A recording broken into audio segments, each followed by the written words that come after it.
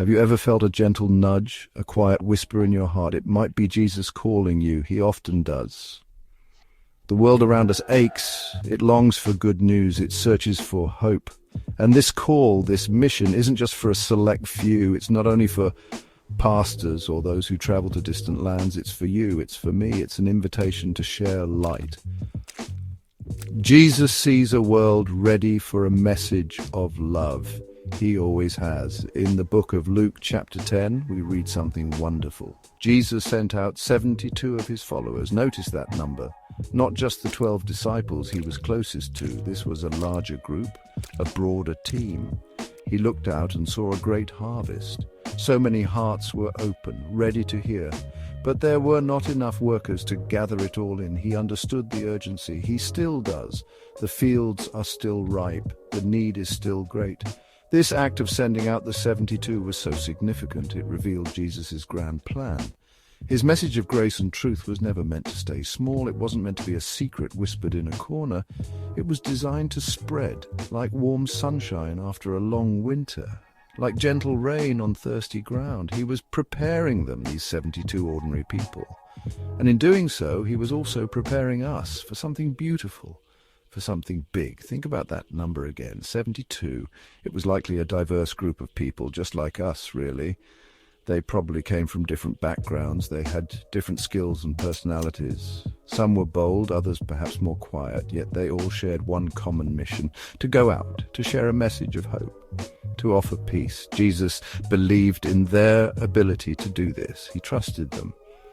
And wonderful news, my friend, he believes in us too. He sees our potential.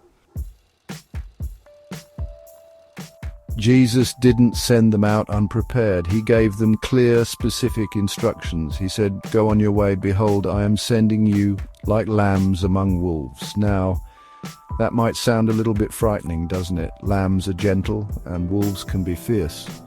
But Jesus was being honest. The world is not always a welcoming place for the message of God's love. Sometimes there is resistance. Sometimes there is misunderstanding. So we need courage. We need his strength, not our own. He doesn't try to hide the challenges. He lovingly prepares us for them. He also told them to travel light, carry no money bag, no knapsack, no sandals, he instructed. Why such simplicity? He wanted them to depend entirely on God, to trust that he would provide for their every need. This teaches us a powerful lesson about reliance. Sometimes the stuff we accumulate in life can weigh us down.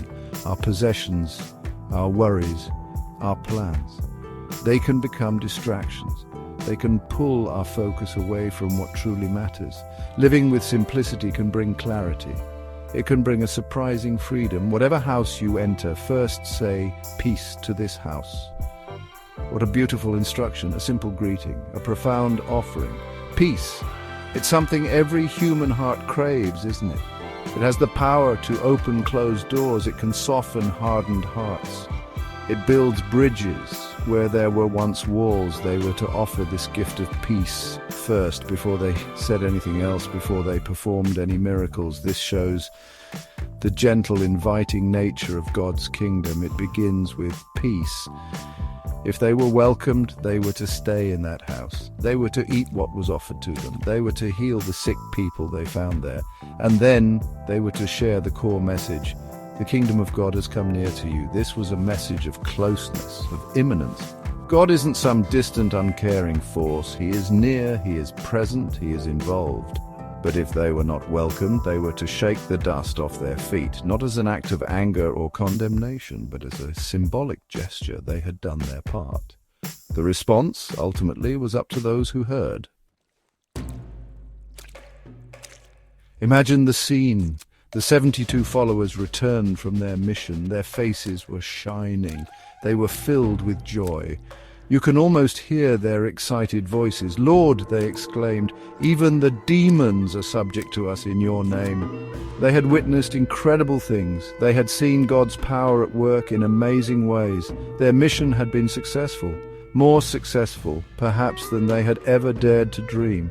It's perfectly natural to feel a thrill, to be excited by visible results and powerful experiences. Jesus listened to their joyful reports. He acknowledged their success. He affirmed them. He said to them, "I saw Satan fall like lightning from heaven." What a powerful image that is. He understood the spiritual battle they had engaged in. He confirmed that he had given them authority, power over the enemy's influence. This wasn't just about making a few people feel better. Their work had cosmic significance. It was part of a much larger, ongoing story. The story of good triumphing over evil, of light piercing through the deepest darkness. But then Jesus did something interesting. He gently, lovingly redirected their joy. He said, "Nevertheless, do not rejoice in this, that the spirits are subject to you."